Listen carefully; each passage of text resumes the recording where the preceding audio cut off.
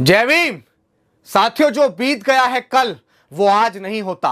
सबसे ऊंचा उड़ने वाला पक्षी सिर्फ बाज नहीं होता, और जिस कौम के नौजवान संघर्ष नहीं करते उस कौम के सर पे कभी ताज नहीं होता, उस कौम के सर पे कभी ताज नहीं होता। साथियों, आज का वीडियो बहुत विशेष और विशेष इस पूरी विचारधारा के लिए है, विशेष इस पूरे बहुजन मूवमेंट को स्थापित करने के लिए है। साथियों, जैसा कि आप सभी ने डिस्क्रिप्शन में देखा कि बहुजन जागो मार्च 2, यानी कि वो बहुजन जागो मार्च जिसे हमने बीती 23 जुलाई 2023 को डॉक्टर बाबा साहेब अंबेडकर की जन्मस्थली मध्य प्रदेश के महू से शुरू किया था, एक संकल्प के साथ कि बहुजन नेताओं साथ में आओ। और साथियों, वो मार्च गांव गांव गली गली चीखते हुए चिल्लाते हुए इस बात को कहते हुए कि बहुजन नेताओं साथ में आओ, बहुजन नेताओं साथ में आओ, अंबेडकर की विचारधारा को स्थापित करने वाले नेताओं साथ में आओ। हमने मार्च की शुरुआत की महू से, और हम पैदल पैदल पैदल पैदल पैदल पैदल इंदौर, देवास, सीहोर, सोनकच्छ, भोपाल, विदिशा, खुरई, ललितपुर, झांसी, डबरा, दतिया, ग्वालियर, मुरैना, धौलपुर, आगरा, हाथरस, अलीगढ़, औरैया, फिरोजाबाद, बुलंदशहर, फिर उसके बाद हापुड़, मेरठ, गाजियाबाद, 4.5 महीने के लंबे अंतराल के बाद गांव गांव गली गली कूचे कूचे अपने समाज के पास पहुंचकर इस बात को कहते हुए कि अगर हमारा समाज एकजुट नहीं हुआ तो 2024 के इलेक्शन में हम बिल्कुल नस्ते नाबूद हो जाएंगे। वो फूले ललई अंबेडकर और मान्यवर कांशी राम साहब की जो विचारधारा है, जो उनका सपना था कि 21वीं सदी हमारी है, 21वीं सदी में अंबेडकरवादी इस देश का शासक होगा, हम उससे बहुत दूर चले जाएंगे अगर हम लोग एकजुट नहीं हुए तो। साथियों, हम बात एक विचारधारा की करते हैं। ये सारी बातें समझाते हुए, अपने समाज को जागरूक करते हुए हम लोग 4.5 महीने के बाद दिल्ली के जंतर मंतर 26 नवंबर को पहुंचे। और साथियों, हमारे साथ हजारों लोगों ने जंतर मंतर पे पहुंच के इस आवाज को बुलंद किया कि हां, अंबेडकरवादी नेताओं को एकजुट होना चाहिए और एकजुट होकर देश की सत्ता की ओर, उसे कब्जाने की ओर बढ़ना चाहिए। लेकिन साथियों, हमारे समाज के लोगों ने इस मांग का पुरजोर समर्थन किया, लेकिन अगर किसी के कानों पर जूं नहीं रहेंगी तो वो हमारे नेताओं के कानों पर जूं नहीं रहेंगी। और साथियों, इसका हश्र क्या हुआ? इसका हश्र आप सभी ने देखा। डॉक्टर बाबा साहेब अंबेडकर ने देश की लोकतंत्र की सबसे बड़ी महापंचायत, जिसको हम लोग संसद भवन के नाम से जानते हैं, उस पंचायत, उस लोकतंत्र के मंदिर के अंदर डॉक्टर बाबा साहेब अंबेडकर ने अपना पूर्ण बहुमत बनाने का सपना देखा था। डॉक्टर बाबा साहेब अंबेडकर ने मेरे 4 बच्चों की कुर्बानियां दे दी। डॉक्टर बाबा साहेब अंबेडकर विदेश पढ़ने गए, लेकिन पानी में ब्रेड भिगोकर खा रहे थे, लेकिन डॉक्टर बाबा साहेब अंबेडकर तमाम संघर्षों के बाद हमारे लिए वोट का अधिकार हमारे लिए लेकर आए। और डॉक्टर बाबा साहेब अंबेडकर ने कहा था कि आज नहीं तो कभी तो हमारा समाज जागेगा। इस बात को देखते हुए, बहुत लंबा आकलन करते हुए उन्होंने कहा था कि 21वीं सदी हमारी है, और 21वीं सदी में मेरे बच्चे, यानी कि जिनके लिए, जिस समाज के लिए मैंने अपनी 4 संतानें कुर्बान कर दी, लेकिन मैं उनके लिए वोट का अधिकार लेके आया, वो इस देश के शासक बनेंगे। लेकिन साथियों, क्या हम इस देश के शासक बने? डॉक्टर बाबा साहेब अंबेडकर इस सपने को देखते देखते हमारे बीच से चले गए। उनके बाद मान्यवर कांशी राम साहब, जिन्होंने डॉक्टर बाबा साहेब अंबेडकर को मरणोपरांत जीवित किया, उनकी विचारधारा को जीवित किया, बहुजन हिताय बहुजन सुखाय की विचारधारा को आगे बढ़ाया, और कश्मीर से लेकर कन्याकुमारी तक साइकिल यात्रा करके इस हक वंचित समाज को, इस बिखरे हुए समाज को, उन्होंने कहा था कि पार्टी, संगठन और तमाम चीजें बनाना आसान है, अगर मुश्किल है तो बहुजन समाज बनाना है, उसको एकजुट बनाना है। और अगर कांशी राम ने कुछ किया है तो इस बहुजन समाज को एकजुट करके दिखाया है। साथियों, डॉक्टर बाबा साहेब अंबेडकर के बाद मान्यवर कांशी राम साहब ने भी यही सपना देखा था कि लोकतंत्र की वो सबसे बड़ी महापंचायत, वो लोकतंत्र का मंदिर जिसे हम संसद भवन के नाम से जानते हैं, उसके अंदर हमारा पूर्ण बहुमत बने। क्योंकि हमारे रहबर अच्छे से जानते थे कि जब तक हम इस पंचायत के अंदर अपना पूर्ण बहुमत नहीं बनाएंगे, तब तक ये समाज देने वाला समाज नहीं बनेगा, तब तक इस समाज की गरीब वंचित लोगों के साथ शोषण, अत्याचार जाति के नाम पे होता रहेगा, इनकी बहन बेटियों की इज्जत आबरू जाति के नाम पे लुटती रहेगी। ये वो बात बहुत अच्छे से जानते थे। और मान्यवर कांशी राम साहब भी खूब मेहनत, खूब संघर्ष करके साथियों हमें उत्तर प्रदेश की गद्दी पे 4 बार विराजमान होने का मौका देकर गए। लेकिन आज उनके जाने के बाद, जब उनका सपना वो भी अधूरा रह गया कि हमें देश की पंचायत के अंदर पूर्ण बहुमत की सरकार बनानी है, लेकिन हम नहीं बना पाए।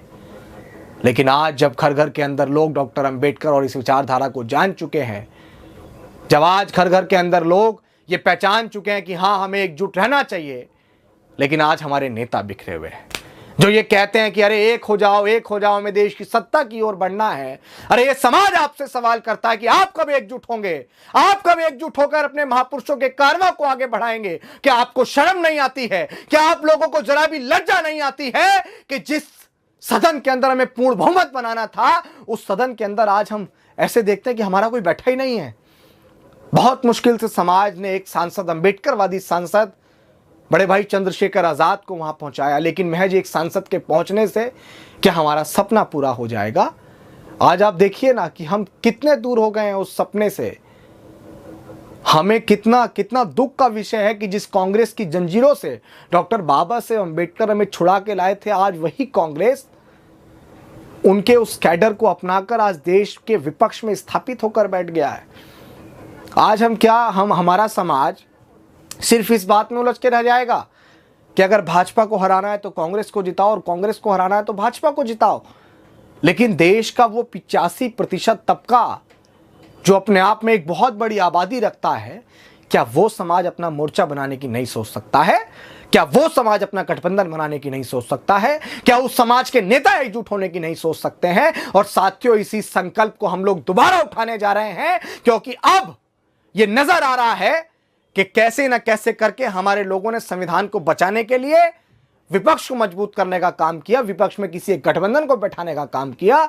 लेकिन जब तक अंबेडकरवादी व्यक्ति सदन के अंदर मजबूती से नहीं पहुंचेंगे, तब तक समाज का भला नहीं होगा। इसी आवाज को उठाते हुए इस बार बहुजन जागो मार्च पूरी मजबूती से सड़कों पर उतरने के लिए तैयार है। और बहुजन जागो मार्च किसी पार्टी, किसी संगठन, किसी बैनर के तले नहीं है। बहुजन जागो मार्च समाज के लोगों को एकजुट करने के लिए है। बहुजन जागो मार्च अपने नेताओं को ललकारने के लिए है। बहुजन जागो मार्च इस देश की सत्ता पर विराजमान होने के लिए है, क्योंकि जब तक हमारा हुक्मरान नहीं होगा, तब तक हमारे साथ निरंतर शोषण, अत्याचार होते रहेंगे। साथियों, बहुजन जागो मार्च इस बार कहां से शुरू हो रहा है? और साथियों, बहुजन जागो मार्च इस बार पहले की तरह नहीं होगा। इस बार का बहुजन जागो मार्च बिल्कुल अलग होगा। इस बार का बहुजन जागो मार्च जब तक चैन से नहीं बैठेगा, जब तक वो हमारे नेताओं को एकजुट होने पर मजबूर नहीं हो देगा, जब तक हमारा मार्च शांति से नहीं बैठेगा, जब तक हम लोग सत्ता की ओर कदम नहीं बढ़ा देंगे। और साथियों, हम अपना ये मार्च, ये सवाल सबके मन में था कि आखिर बहुजन जागो मार्च 2 कहां से शुरू होगा। तो साथियों, आज हम आपको बताते हैं कि बहुजन जागो मार्च जो बीती 23 जुलाई 2023 को बीती साल डॉक्टर अंबेडकर की जन्मस्थली से शुरू हुआ था, वो मार्च इस बार कहां से शुरू होगा। साथियों, वो मार्च इस बार बहुत बड़ी क्रांति धरा से शुरू होगा और हम लोग पूरे देश में इस मार्च को ले जाने का काम करेंगे। साथियों, ये मार्च डॉक्टर बाबा साहेब अंबेडकर की कर्मभूमि, डॉक्टर बाबा साहेब अंबेडकर की समाधि स्थल, जहां से डॉक्टर बाबा साहेब अंबेडकर ने पढ़ाई पढ़ी, जहां से डॉक्टर बाबा साहेब अंबेडकर ने अपने जीवन की शुरुआत की। डॉक्टर बाबा साहेब अंबेडकर का जन्म मध्य प्रदेश के इंदौर के अंदर, महू के अंदर हुआ, लेकिन डॉक्टर बाबा साहेब अंबेडकर ने जितने भी कार्य किए, डॉक्टर बाबा साहेब अंबेडकर ने जो पढ़ाई पढ़ी, वो महाराष्ट्र से पढ़ी। और इस बार का बहुजन जागो मार्च, इस बात को आप नोट कर लीजिएगा, इस बार का बहुजन जागो मार्च डॉक्टर बाबा साहेब अंबेडकर के समाधि स्थल से, उस क्रांति धरा को नमन करके शुरू होगा। हम अपने मार्च को महाराष्ट्र के मुंबई से शुरू करेंगे, चैत्य भूमि। साथियों, इस बार का बहुजन जागो मार्च आने वाली 28 जुलाई को 11 बजे हम वहां पहुंचेंगे और हमारा मार्च, वो पैदल मार्च गांव-गांव, गली-गली, कूचे-कूचे होगा जो पूरे देश में घूमेगा। इस बात को कहते हुए कि हमारे समाज को एकजुट होना है, क्योंकि अगर समाज बिखरा रहेगा तो साथियों, वो दिन दूर नहीं जब गले में हांडी और पीछे फिर से झाड़ू आ जाएगी। और साथियों, हमारा मार्च मुंबई से शुरू होगा, चैत्य भूमि से। मुंबई से कल्याण, नासिक, मालेगांव, धुले, जलगांव, अकोला, अमरावती, यवतमाल, वार्धा। फिर उसके बाद इस मार्च का महाराष्ट्र के अंदर जो अंतिम समागम है, वो साथियों डॉक्टर बाबा साहेब अंबेडकर ने 14 अक्टूबर 1956 को जहां से बौद्ध धर्म की दीक्षा ली थी, जी हां साथियों, दीक्षा भूमि ये मार्च पहुंचेगा। उसके बाद हम लोग एक अलग प्रदेश में पहुंचेंगे। तो साथियों, महाराष्ट्र का ये रूट मैप है, मुंबई, कल्याण, नासिक, मालेगांव, धुले, जलगांव, अकोला, अमरावती, यवतमाल, वार्धा और फिर उसके बाद नागपुर, दीक्षा भूमि। और साथियों, महाराष्ट्र के अंदर जो साथी और भी कहीं हमें इधर उधर या किसी जिले में, अपने गांव में, अपने कस्बे में बुलाना चाहें, वो तमाम साथी जो इस मार्च के साथ जुड़कर कार्य करना चाहते हैं, वो साथी इस नंबर पे व्हाट्सएप मैसेज भी कर सकते हैं, कॉल भी कर सकते हैं।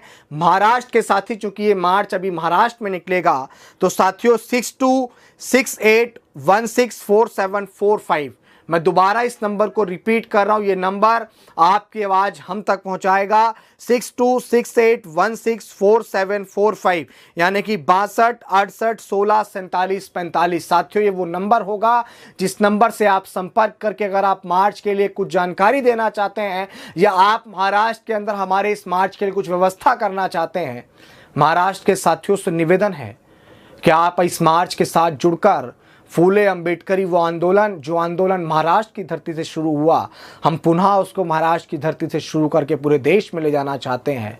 और मैं आप सबसे निवेदन करता हूं कि आप सबकी भी अहम जिम्मेदारी बन जाती है।